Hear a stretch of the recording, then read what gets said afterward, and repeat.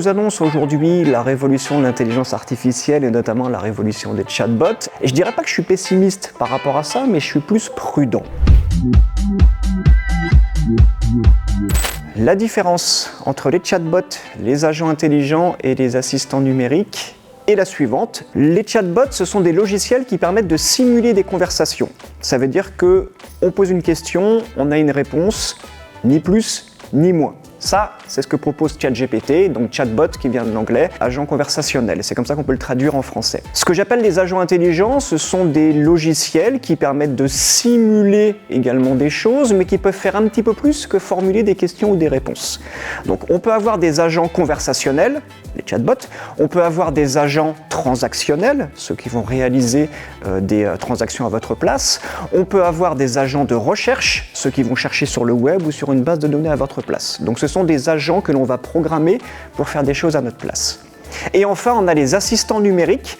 Ça, ce sont un peu les chefs d'orchestre ou les assistants, comme leur nom l'indique, qui vont récupérer des questions et qui vont s'appuyer sur des agents pour pouvoir apporter une réponse ou pour pouvoir apporter satisfaction. C'est là où on va retrouver par exemple Siri, c'est là où on va retrouver Gemini, c'est là où on va retrouver Copilot. Donc ce sont des logiciels qui vont récupérer les questions des utilisateurs, qui vont les décomposer et qui vont s'appuyer sur des agents de recherche, des agents transactionnels, des agents conversationnels pour pouvoir répondre aux questions des utilisateurs.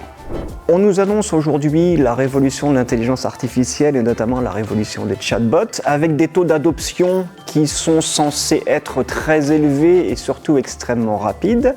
Et je dirais pas que je suis pessimiste par rapport à ça, mais je suis plus prudent. On a un problème qui est celui de l'adoption. Pourquoi ? Parce que ça fait 40 ans que les utilisateurs cliquent sur des boutons, remplissent des formulaires ou cliquent sur des liens. Et là, subitement, on les confronte à des interfaces qui sont très austères, en gros, comme si quelqu'un vous demandait « qu'est-ce que tu veux ?» Moi, je ne sais pas répondre à cette question, donc je suis un petit peu sceptique quant à cette adoption rapide et à très grande échelle. On parle de plusieurs milliards d'utilisateurs qui sont habitués à cliquer sur des boutons et des liens et qui, du jour au lendemain, soi-disant, vont se mettre à poser des questions et à dialoguer avec une machine. Non, c'est quelque chose qui n'est pas intuitif. C'est une bascule personnellement à laquelle je ne crois pas. Ça ne va pas se faire en quelques mois, ça ne va même pas se faire en quelques années, ça prendra un petit peu plus de temps. Comment est-ce qu'on pourrait faire pour simplifier la prise en main des outils qui reposent sur l'IA générative ? On peut s'inspirer de ce qui est fait à droite et à gauche. À commencer par exemple par ce que propose Adobe avec Firefly. Donc là où effectivement on a des outils que je ne citerai pas, où on va confronter l'utilisateur à une simple boîte dans laquelle on lui demande qu'est-ce que tu veux ? Je ne sais pas.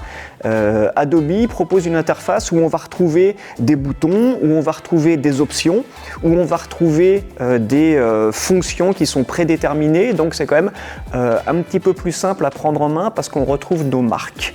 On a cet exemple d'Adobe et on a bien évidemment l'exemple d'Apple avec la fameuse gamme de fonctionnalités Apple Intelligence qui ne seront pas déployées avant la fin de l'année 2024 ou 2025, mais qui néanmoins est très explicite dans son approche, puisque eux disent il n'y aura pas de prompt, donc il n'y aura pas de commande textuelle, il n'y aura que des choix prédéterminés pour simplifier la prise en main. Ça quand même c'est un signal qui est important à prendre en compte, donc ils prennent le contre-pied complet de toutes les solutions qui existent aujourd'hui, qui reposent sur le prompt. Eux disent non, chez nous il n'y aura pas de prompt, parce qu'on estime que c'est pas viable d'un point de vue ergonomique. Est-ce que les acteurs historiques comme Google, Apple ou Microsoft sont mieux placés que les startups comme OpenAI ou Anthropic ? Je pense qu'ils ne sont pas sur le même créneau et surtout ils n'ont pas les mêmes obligations. On a des startups effectivement comme OpenAI qui édite ChatGPT ou comme Anthropic qui édite Claude. Ce sont des petites structures, donc des laboratoires de recherche avec quelques centaines d'employés qui ne sont pas soumis aux mêmes obligations que les géants numériques qui sont cotés en bourse et qui en plus sont surveillés par les autorités, que ce soit américaines ou européennes, avec le DMA, le DSA. Donc en termes de rapidité d'exécution, c'est pas la même échelle. Et en plus, en termes d'offres, on est sur quelque chose de différent. C'est pour ça qu'il était important de faire le distinguo entre chatbot et assistant numérique. Un chatbot, c'est un service en ligne, donc on y va à travers un navigateur web, on pose des questions, on a des réponses. Ça, c'est ce que propose ChatGPT ou Claude. L'offre de Google, Microsoft ou Apple, ce sont des assistants numériques, d'accord ? Donc ce sont des outils qui vont s'appuyer sur toutes les ressources disponibles sur un smartphone, sur une tablette ou sur un ordinateur. Ressources matérielles, donc les processeurs pour pouvoir faire tourner les modèles en local, directement sur les terminals, mais également toutes les informations qui sont sur la machine pour pouvoir contextualiser la demande. Donc en fait, quand on y réfléchit bien, ils ne sont pas vraiment concurrents, ils ne proposent pas vraiment la même chose. Et en plus, on peut les fusionner puisque dans la future offre d'Apple, par exemple, Apple Intelligence, on pourra sous-traiter une partie des questions à ChatGPT et rapatrier les réponses au sein de l'environnement d'Apple. Donc pour moi, il n'y a pas vraiment concurrence.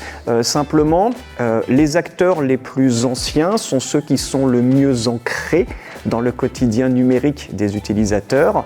Quand je dis ancré, c'est littéralement ancré puisque c'est eux qui ont la parfaite maîtrise du matériel sur lequel on va utiliser tous ces outils. Est-ce que les modèles génératifs ont atteint leurs limites ? Non, pas du tout, on n'en est qu'au tout début. En fait, tout dépend de dans quelle direction on cherche.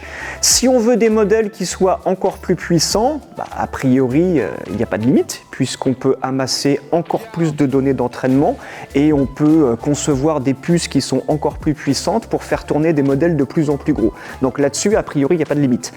Si on cherche, en revanche, dans l'autre sens, des modèles qui soient plus petits, plus rapides, plus économes à faire tourner, là, encore une fois, on a des très gros progrès à faire, avec des jeux de données d'entraînement qui sont beaucoup plus petits mais beaucoup plus précis, avec des puces qui sont optimisées pour pouvoir consommer moins d'énergie. Donc, non, on n'en est qu'au tout début et on a ces deux axes de travail, soit plus de puissance, soit, on va dire, moins de consommation d'énergie. Et là-dessus, il y a encore de très gros progrès à faire, ce qui est une très bonne nouvelle.